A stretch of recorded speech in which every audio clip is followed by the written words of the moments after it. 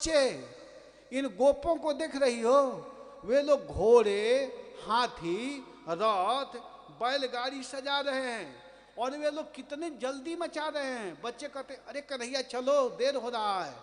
ये लोग कितने जल्दी में हैं। इन लोगों को थोड़ा भी पता नहीं है कि इसका रिजल्ट क्या होने वाला है। श्रीधर स्वामी का यहाँ कह रहे कि इन लोगों को भविष्य दिखाई नहीं दे रहा है, अभी जल्दी में है, इसका रिजल्ट बहुत बुरा। मुकुंद संगा निमिषार्थ दुस्त्यजात दैवेन विध्वंसित दीन चेतसाम। कहती है कि अरे सखी, आज हम लोगों को संकोच करने से कोई लाभ नहीं है। मुकुंद का साथ आधे क्षण को भी जिनको दुस्त्याज था, जिन मुकुंद के संग को हम लोग आधे क्षण के लिए भी छोड़ना नहीं चाहती थी, दुस्त्याज था, दैव के द्वारा वह सौभाग्य नष्ट करने से दीन चित हुई। हमारा कुल के बड़े बूढ़े संबंधी क्या कर लेंगे। आज हम लोग ये सोचेंगे कि हमारा ससुर क्या कहेंगे, हमारे पति क्या कहेंगे, हमारे देवर क्या कहेंगे। तो इसकी परवाह मत करो। तुम लोग समझ नहीं रही हो सखियां, अगर हमारे प्रियतम चले जाएंगे तो हम लोग को जीना मुश्किल हो जाएगा। इसलिए हम लोगों को चल करके उनको रोकना चाहिए। मान लीजिए कोई कहे कि कैसे जाओगी, तुम घर से बाहर निकलती नहीं हो, घूंघट में रहती हो, आज कैसे जाओगी, देख नहीं रही हो वो रथ पर बैठे हुए वहाँ भीड़ लगा हुआ है। तो एक गोपी कहती अरे सखी, तुम समझ नहीं हो, भगवान के भक्ति में, भगवान को रोकने में सारे लज्जा को त्याग कर देना चाहिए। आज कुछ भी हो उनको हम जाने नहीं देंगे। यस्यानुरागा ललित स्मितवल गुमंत्र लीलावलोक परिरंभ राष्ट्र गोष्ठ्याम नीतास्मन क्षणमिव क्षणदाबिनाथम गोप्य कथम नवति तरे मतमो दुरंतम। कह रहे हैं कि रास गोष्ठ्या में यस्य अनुराग, रास गोष्ठी में जिनके प्रेम भरे सुंदर मुस्कान युक्त मनोहर वचन तथा कटाक्ष पूर्वक देखते हुए आलिंगन से हम वे रात्रियां क्षण की भांति बिताती हैं, हम लोग बिताई हैं। गोपियां उनके बिना हम भला दुष्पार वियोग अंधकार को कैसे पार कर पाएंगे।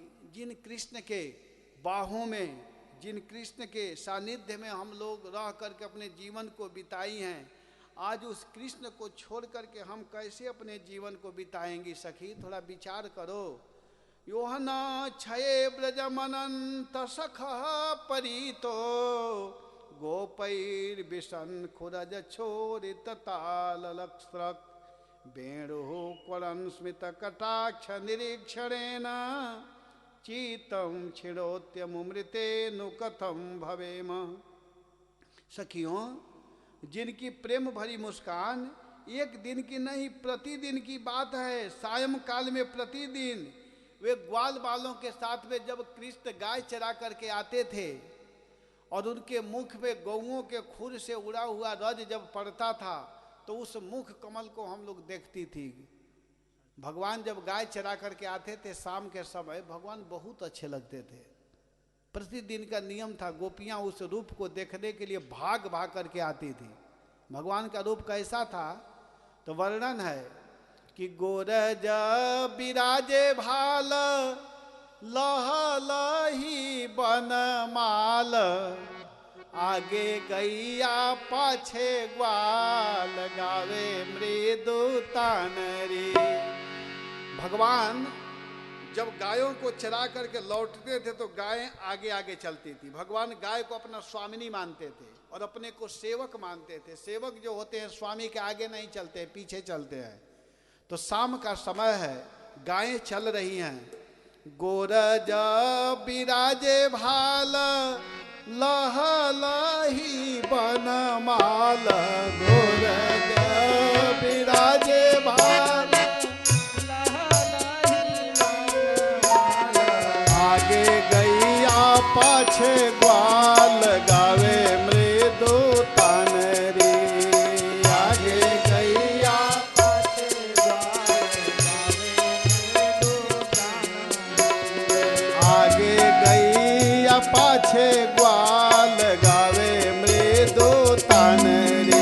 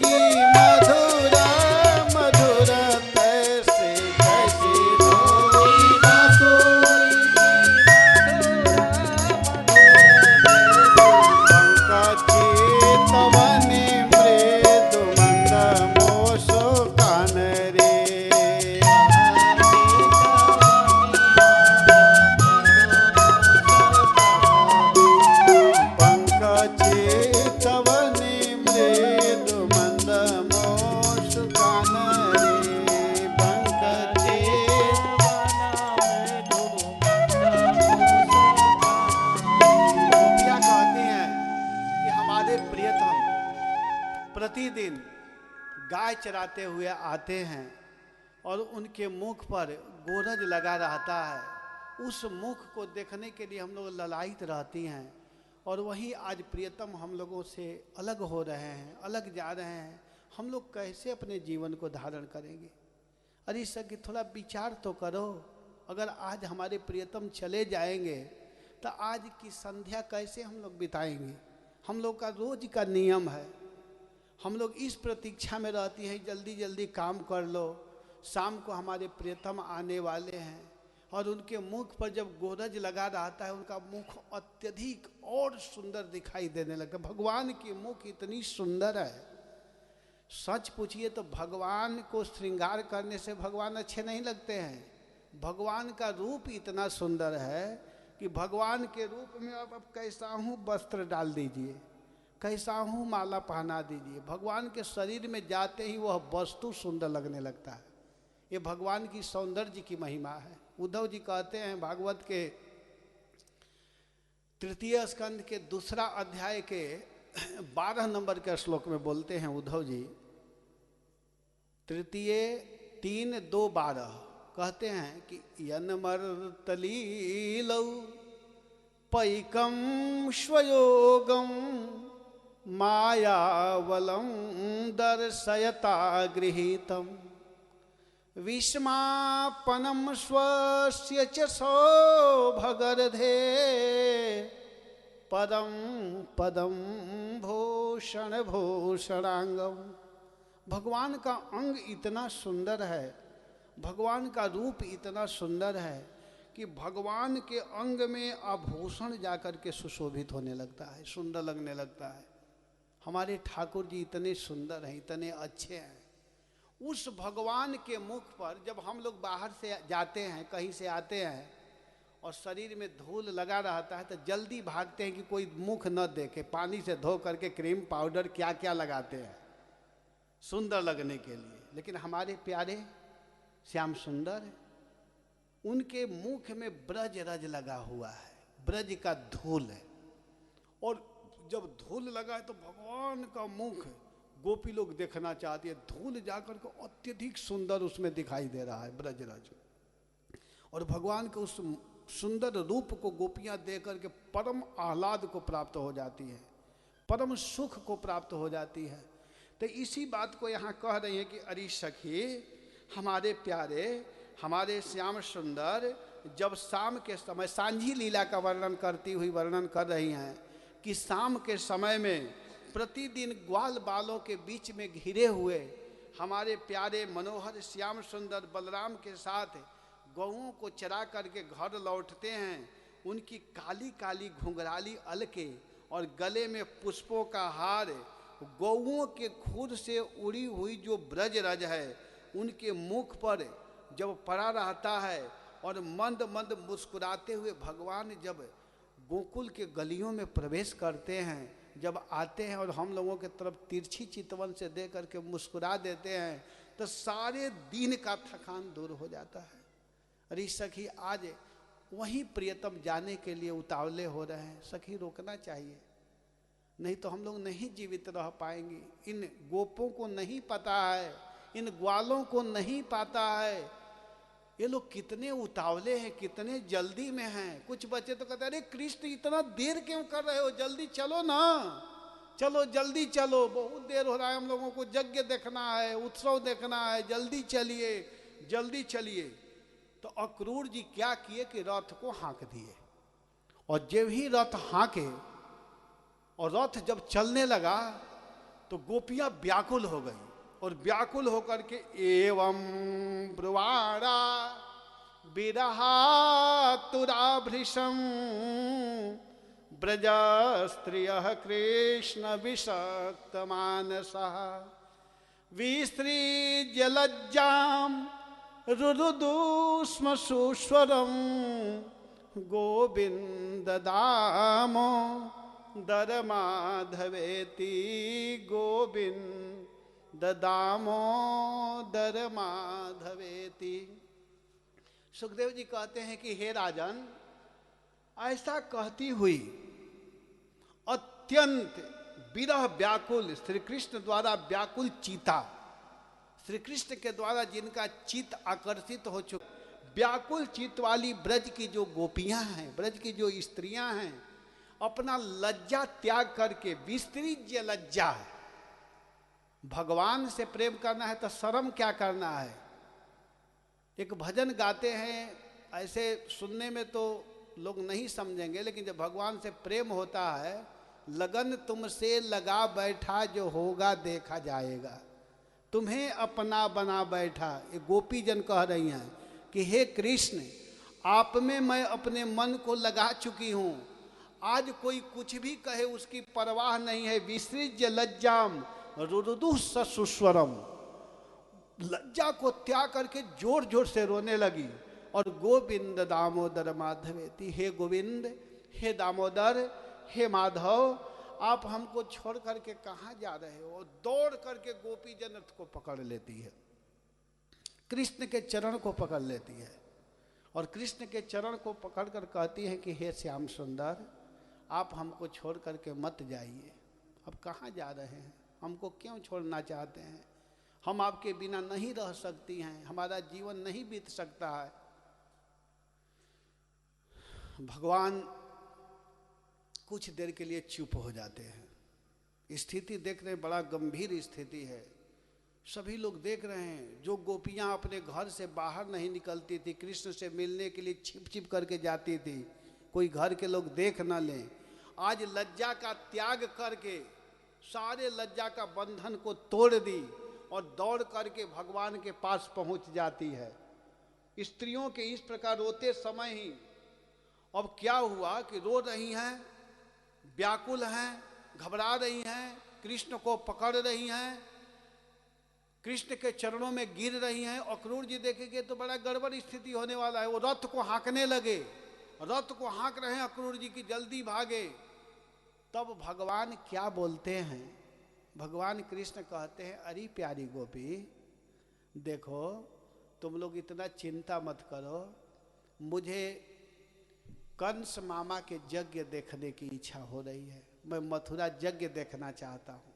इतना सुनते ही, जब ही गोपियों के कान में यह शब्द सुनाई दिया कि हमारे प्रियतम कंस के यज्ञ देखना चाहते हैं, तो अपनी इच्छा का त्याग कर दी। इसको कहते हैं प्रेम। निज इंद्रिय तृप्ति इच्छा तार नाम काम।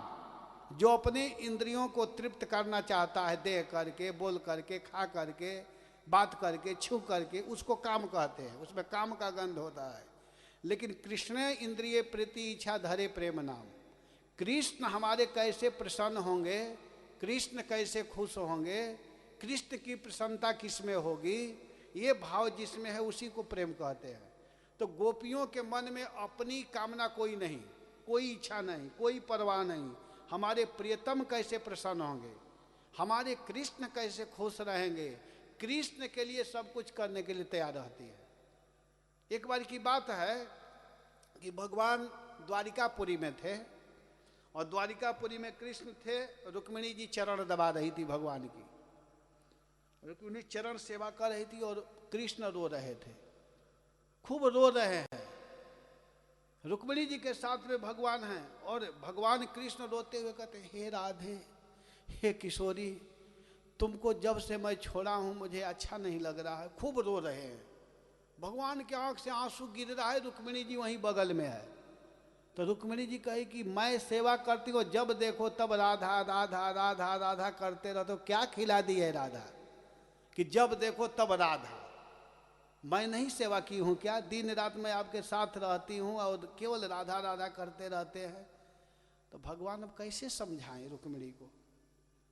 भगवान कुछ बोल नहीं रहे, रो रहे हैं, क्योंकि उनके आंख से केवल आंसू गिर रहा है। हे किशोरी, हे राधे वृषभानु भूपतनया, हे वृषभानु की पुत्री राधे, आपके बिना मेरा जीवन व्यर्थ है। कौन कियो अपराध तिहारो, छाड़ दियो ब्रजमंडल थे। मैं कौन ऐसा अपराध किया कि मुझको आपने ब्रज से बाहर कर दी। खूब रो रहे हैं भगवान। रुक्मिणी कही कि क्या हो गया, मैं तो दिन रात आपकी सेवा करती रहती हूँ, एक बार भी रुक्मिणी नहीं कहते हैं। भगवान का इसको कैसे मैं समझाऊं। भगवान कुछ बोले नहीं, एक लीला रच दिए भगवान। कुछ ही देर में भगवान कहते अरे मेरे तो पेट में बहुत जोर से दर्द चालू हो गया, इलाज करो रुक्मिणी, मेरा प्राण निकल जाएगा। और रुक्मिणी डॉक्टरों को बुलाने लगी फोन करके कि आ जाओ, हमारे स्वामी का तबीयत खराब है। अब एक से एक डॉक्टर द्वारिका में एकत्रित हो गए। कोई साधारण व्यक्ति का तो पेट में दर्द है नहीं, वो भी महारानी जी फोन की हैं, रुक्मिणी जी। अब सब डॉक्टर आए। भगवान कहे कि इन सब इलाजों से मेरा रोग दूर होने वाला नहीं, इन लोग को जल्दी भगाओ। मैं सभी डॉक्टरों का डॉक्टर हूँ, भगवान बोले। ये सब डॉक्टर की यहाँ क्या जरूरत है? तो रुक्मिणी जी कही कि बताइए आप कैसे ठीक होगे? तो बस अपना चरण धो करके दे दो, उसको पी लूँगा, मेरा रोग ठीक हो जाएगा। रुक्मिणी कही कि आप क्या कह रहे हैं, समझ में आ रहा है? आप क्या बोल रहे हैं पता है? तब तक और भी पत्नियां एकत्रित हो गई। सत्यभामा, जाम्बवती, कालिंदी, मित्रविंदा, लक्ष्मणा, भद्रा, सत्या, सभी 16,108 पत्नी जुट गई। भगवान का जल्दी बचाओ, नहीं तो मेरा प्राण चला जाएगा, मैं बचूंगा नहीं। अब कोई कुछ कर नहीं पा रही है, सब चिंता में हो गई। तब तक नारद जी नारायण नारायण हरे कृष्णा कृष्णा कृष्णा हरे हरे, हरे राम राम राम हरे हरे। उस समय नारद जी आ गए। नारद जी कहे कि क्या बात है? भगवान कह रहे नारद जल्दी बचाओ, ये लोग तो कुछ कर रही है मेरा। नारद जी को क्या दिक्कत है प्रभु? भगवान बताइए, मैं हूँ, बताओ बताइए क्या करना है। तो भगवान कहे कि जल्दी प्राण बचाओ, तुम जल्दी ब्रज में जाओ, ये लोग तो हमारी इलाज करने वाली हैं नहीं, जल्दी जाओ ब्रज में। अब नारद जी भागते हुए जा रहे हैं ब्रज में, और जब ही ब्रज के सीमा में प्रवेश किए, ब्रज में प्रवेश ही किए, गोपी मिल गई। कह रहे नारद आप कहाँ से आ रहे हो? बताओ, हमारे प्रियतम के यहाँ से आ रहे हो क्या? द्वारिकापुरी से आ रहे हो? आप ज़्यादा करके द्वारिका में रहते हो, हम लोगों को पता है कि आप सब जगह टिक नहीं सकते हो, केवल ज़्यादा दिन रुक सकते हो तो द्वारिका में, क्योंकि वहाँ दक्ष प्रजापति का श्राप काम नहीं करता है। तो आप वहाँ से आ रहे? तो हाँ हाँ वहीं से आ रहा हूँ। तो बताइए हमारे प्रियतम कैसे हैं? तो नारद जी कहे कि मत पूछो, उनका स्थिति बहुत दयनीय है, गड़बड़ है, उनका तबीयत खराब है। क्या हो गया है? पेट में दर्द हो रहा है। अरे उनका रोग कैसे ठीक होगा? तो जल्दी अपना चरण धोली दो, उसी को जब वो पिएंगे तो उनका रोग ठीक हो जाएगा। गोपी तुरंत अपने चरण को झाड़ करके धूली को कहती है ले जाओ, जल्दी भागो यहाँ से, ठीक करो। नारद जी कह रहे ये क्या है, पागल है क्या, अपना चरण धूली दे रही है। फिर नारद और आगे बढ़े। अब उनको तो आनंद आ रहा है, जहाँ जा रहे हैं गोपियाँ सुनती और तुरंत अपने चरण धूली को देती है। नारद जी को इतना ब्रजरज हो गया कि अपने सिर पर लिए और वहाँ से द्वारिकापुरी आए। और जब द्वारिकापुरी आए तो भगवान उसको ले करके और अपने मुख में डालते हैं, और डाल करके कहते हैं, वहाँ नारद जी प्रश्न किए हैं उन गोपियों से, कहे कि तुम लोग को थोड़ा, अरे तुम अपना चरण धूली दे रही हो, ये भगवान को पिलाओगी, तुम लोगों को पता है क्या स्थिति होगा? नरक प्राप्त होगा। कहे अरे नारद, हमको हजारों बार नरक में जाना पड़े इसकी परवाह नहीं, हमारे प्रियतम को ठीक होना चाहिए, जाओ यहाँ से, हमारे स्वामी ठीक होना चाहिए। इसको कहते हैं प्रेम, इसको प्रेम कहते हैं। उन लोगों को अपनी परवाह नहीं कि हम कहाँ जाएंगी, उन लोगों को ये चिंता है कि हमारे प्रियतम ठीक होंगे कि नहीं, ठीक होना चाहिए। इसको कहते हैं प्रिया। प्रिया में और पत्नी में भी बहुत अंतर है। पत्नी उसको कहते हैं जो अपने इंद्रियों को तृप्त करना चाहती है, अपने पति से डिमांड करती रहती है, साड़ी लाओ, पैसा लाओ, जमीन मेरे नाम से रजिस्ट्री कर दो, ये नहीं लाया, वो नहीं लाया, हमेशा केवल डिमांड करती है, उसको पत्नी कहते हैं, वो पत्नी है। और प्रिया का मतलब है कि हमारे स्वामी कैसे प्रसन्न होंगे, दिन भर मेहनत करके आए हैं, आते ही उनको सुंदर ढंग से खिलाना चाहिए, नहीं अपेक्षा रखना चाहिए कि कमा करके लाया है कि नहीं, उसको प्रिया कहते हैं। तो भगवान से विशुद्ध प्रेम करती थी। आज गोपी लोग व्याकुल हो गई कृष्ण विरह में, लेकिन जब ही हमारे प्यारे श्याम सुंदर ने कहा कि अरे गोपियों देखो, हम मथुरा देखना चाहते हैं, हमारी इच्छा मथुरा देखने की है, हमको आप लोग मथुरा नहीं भेजोगी? मैं मथुरा देखना चाहता हूँ। तो इतना सुन करके तुरंत गोपी जन कही कि हे प्रियतम आप जाइए और जल्दी जाइए, हम लोग सह लेंगे दुख को। अब अक्रूर जी रथ को लिए और चल दिए। जब अक्रूर जी जाने लगे, जब तक रथ चल रहा है, गोपीजन जा रही हैं, देख रही हैं, तब तक भगवान का रथ लेकर के अक्रूर जी बढ़े। तो कुछ दूर जाते जाते गोपीजन और व्याकुल होकर के दौड़ करके गई और जाकर के फिर कृष्ण को पकड़ ली। कही, हे प्रियतम, आप कब आएंगे? आप जा रहे हैं लेकिन ये नहीं बता रहे हैं कि कब आएंगे। तो भगवान कहे कि मैं शीघ्र आऊँगा। तो शीघ्र जहाँ कहे उस गांव का नाम आज भी है सीह। जब गोवर्धन से बरसाना के लिए बढ़ते हैं तो एक गांव है सीह, वहाँ भगवान बोले शीघ्र आऊँगा। तब तक रथ और आगे बढ़ा तो गोपीजन कही कि शीघ्र माने कब? भगवान कहे परसों, परस्वः। तो उस गांव का नाम है पलसो, सिंह पलसो। 2 गांव आज भी है ब्रज में, बहुत सुंदर सुंदर गांव भी है ब्रज में। फिर रथ लेकर के अक्रूर जी चले गए। वृंदावन के पास में यमुना के किनारे आए, वहाँ स्नान किए।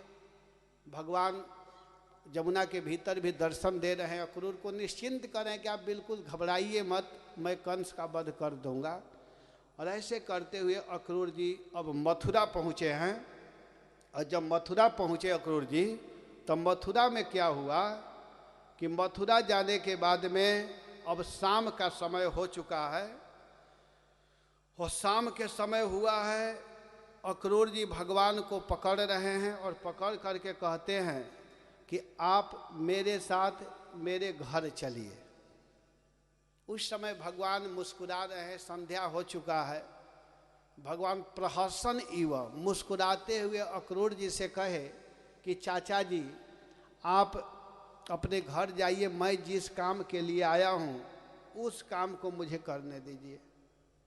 मेरा काम पहले है कंस का वध करना, मैं कंस के वध करने के लिए आया हूँ। उस समय भगवान 11 वर्ष पार कर चुके हैं, 11 वर्ष पूर्ण हो चुका है। भगवान ब्रज में 11 वर्ष तक रहे हैं। 18 वर्ष भगवान मथुरा में रहे और 100 वर्ष भगवान द्वारिकापुरी हस्तिनापुर आदि में लीला किए। इस प्रकार भगवान इस धराधाम पर 129 वर्ष रहे हैं। कहीं कहीं वर्णन आता है 125 वर्ष। 11 वर्ष भगवान ब्रज में रहे, 18 वर्ष भगवान मथुरा में और 100 वर्ष द्वारिका और हस्तिनापुर आदि में लीला किए। तो भगवान मुस्कुराते हुए कहते, चाचा जी आप जाइए। अब चाचा जी, वहाँ एक आचार्य का भाव है कि भगवान हंस क्यों रहे हैं, प्रहसन ही वह। संध्या का समय हुआ था, भगवान मुस्कुराते हुए। तो आचार्य कहते हैं कि भगवान हंस नहीं रहे थे उस समय, भगवान उस समय रो रहे थे। भगवान हंस नहीं रहे हैं, प्रहसन माने वो हंसने का बहाना कर रहे हैं। उनको उस समय आंसू आ रहा था आंख में। भगवान रोना चाह रहे थे लेकिन उसको छिपा रहे हैं, क्योंकि उनको गोपियों का याद आने लगा। उस समय संध्या हुआ था, भगवान सोचने लगे कि यह समय गोपियों के बीच में मैं रहता था, हमारी गोपियाँ इस समय क्या करती होगी। तो वो याद करके भगवान को लगा कि अब रो देंगे, लेकिन उस रुदन को छिपाने के लिए हंसने की बहाना किए और अक्रूर जी को कहे कि चाचा जी आप जाइए। जब अक्रूर जी चले गए तब भगवान मथुरा में पहुँचे हैं, तब विचार करने लगे कि भाई हम जंगल से आए हैं, गांव वाले हैं, अब सिटी में प्रवेश किए हैं, नगर में आए हैं, तो यहाँ के अनुसार अपने को सजाना चाहिए ना। लेकिन भगवान के पास तो वहीं गांव वाला वस्त्र है, कपड़ा लाता सब कुछ है। तब तक देखते हैं कि एक धोबी खूब सुंदर वस्त्र प्रेस करके ले जा रहा है, बिल्कुल नया वस्त्र ले जा रहा था, अभी न्यू वस्त्र। अभी कंस उसको पहना नहीं था। जो नया कपड़ा आता है तो उसको धोया जाता है, धो करके प्रेस करके तब पहना जाता है। तो एकदम नया नया कपड़ा लेकर के वो धोबी जा रहा था। तो भगवान मथुरा में गए थे, कहे मामा जी राम राम, हरे कृष्णा। वो नहीं बोला, आप लोग बोल रहे हैं ना, वो बिल्कुल नहीं बोला। भगवान कहे हरे कृष्णा, वो कुछ नहीं बोला है। देख रहा है कि कैसे हरे कृष्णा बोल रहे हैं। जैसे हम लोग फोन किसी का आता है तो कहते हैं हरे कृष्णा, तो नए लोग कुछ भी नहीं बोलते हैं, उन लोग को पता ही नहीं कि क्या इधर से बोला जा रहा है। और जब उसमें हेलो हालो करेंगे तब बोलेगा वो, लेकिन हम लोगों का अभ्यास है नहीं वो सब बोलने का, तो भगवान का तो अभ्यास था नहीं। आजकल के जैसे लोग हाथ हिलाते हैं ना, वैसे भगवान का आदत था नहीं, हाथ जोड़कर करें हरे कृष्णा, लेकिन वो कुछ बोल नहीं रहा है। कि कोई बात नहीं भैया, ये बताओ ये कपड़ा किसके लिए ले जा रहे हो, क्या ये वस्त्र मुझे दोगे? इतना सुन करके वो कहा कि तू अपना मुख नहीं देख रहे हो? भगवान कहे कि हमसे भी सुंदर मुख किसी का है क्या? तू अपना मुख नहीं देख रहे हो, कपड़ा पहनोगे। खींच करके भगवान एक तमाचा लगाए उसके गाल पर, और उसी समय उसका प्राण समाप्त हो गया उस धोबी का। और वो कपड़ा भगवान लिए और ले करके अब पहनने के लिए चलते हैं। तो भगवान क्या उसमें 2 4 5 बच्चे समा गए, इतना बड़ा कपड़ा था। भगवान कहे अरे यार कपड़ा तो सही मिला, लेकिन सेटिंग सही नहीं है, बड़ा गड़बड़ हुआ, अब क्या करूं?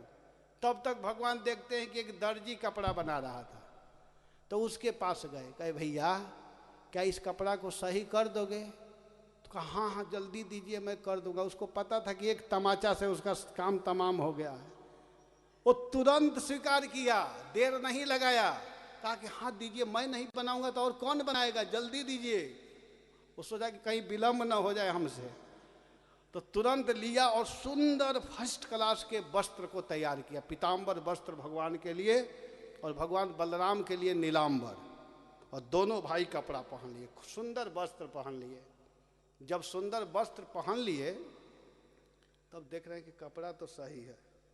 इसके बाद आगे बढ़ते हैं, तो आगे बढ़ते हैं तो क्या देख रहे हैं कि एक माला बेचने वाला मालिक सुंदर माला लेकर के जा रहा था। सुंदर सुंदर माला, पुष्पों की माला लिया है। तो भगवान गए और कहे भैया ये माला मुझे दोगे? ये समाचार सब जगह पहुंच गया था कि यही लड़का मारा है उस धोबी को। और वो तुरंत कहा हाँ हाँ हाँ लीजिए लीजिए, तुरंत भगवान को माला पहना दिया। भगवान सुंदर माला पहन लिए। तो उस दर्जी को और उस माली को भगवान आशीर्वाद दिए कि तुम दोनों हमको वस्त्र पहनाए हो और माला पहनाए हो, मैं आशीर्वाद देता हूँ कि तुम लोगों को कभी धन की कमी नहीं होगी। आज भी ब्रज में पूछिए प्रेम चैतन्य प्रभु से, कपड़ा सिलवाते हैं तो कितना लेता है वो टेलर? बहुत पैसा लेता है, 500 रुपया एक कुर्ता का। हम लोग भी देते हैं, तो मैं तो कह देता भैया जल्दी बना देना, तो बना देता है। लेकिन उसके पास जाइए तो उसके पास हमेशा व्यस्त ही रहते हैं वो लोग। इतने धनी लोग हैं, क्योंकि भगवान का आशीर्वाद काम कर रहा है। भगवान को जो देता है ना उसको धन की कमी नहीं होती है। ध्यान देना आप लोग सभी लोग, जिसको धन के भी कामना है तो भगवान के शरण में जाइए। अकाम सर्व कामो वा मोक्ष काम उदारधि तीव्रेण भक्ति योगे न यजेत पुरुषम परम। जिसके मन में कामना है या कामना नहीं है, दोनों को भगवान के ही शरण में जाना चाहिए। तो भगवान उन दोनों को आशीर्वाद दिए। फिर आगे बढ़े, कहे कि अभी एक कमी लग रहा है। तब तक देखते हैं कि 3 जगह से टेढ़ी हाथ में थाल लेकर के चंदन सुंदर लेकर के जा रही है। तो भगवान कितना सुंदर शब्द बोल रहे हैं, कह रहे हैं अरे सुंदरी। बताइए कोई टेढ़ा व्यक्ति को सुंदर कहेगा? लेकिन भगवान से सीखिए, भगवान कितना सुंदर बोलना सिखा रहे हैं।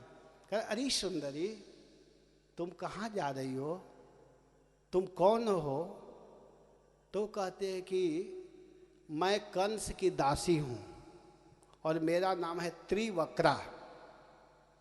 मुझको सैरंध्री भी कहते हैं।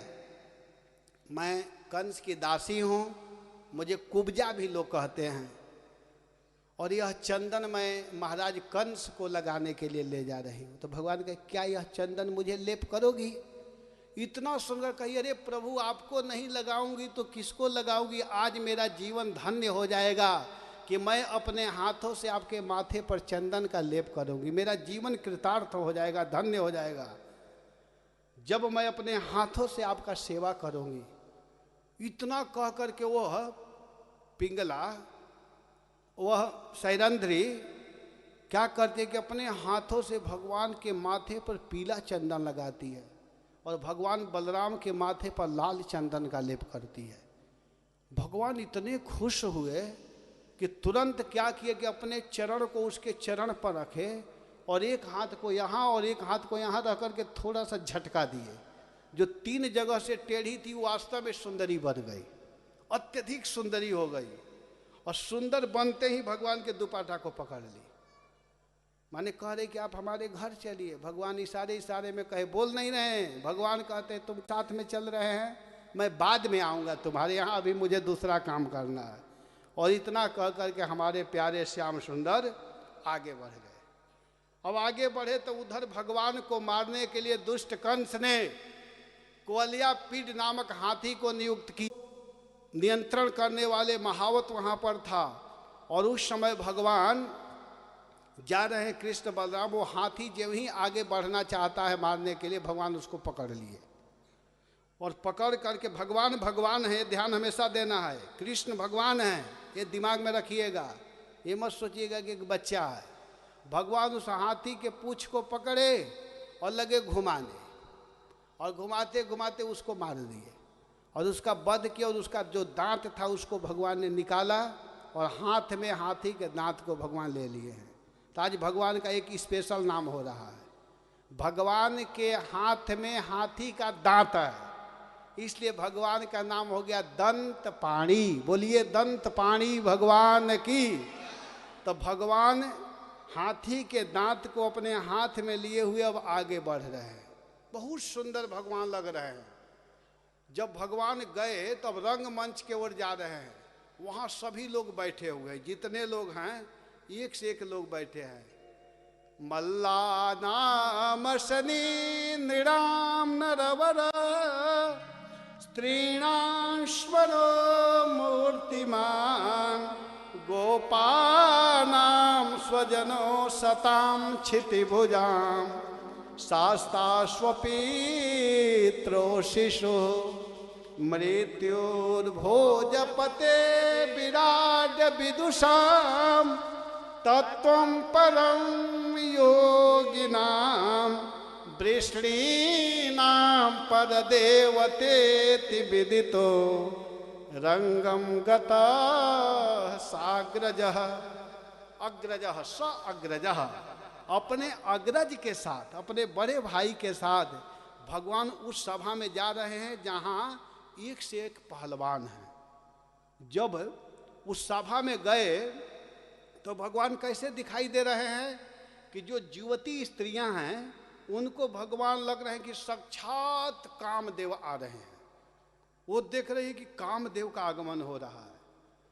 जो वृद्ध माताएं हैं उनको भगवान लग रहे हैं कि मेरा बेटा आ रहा है।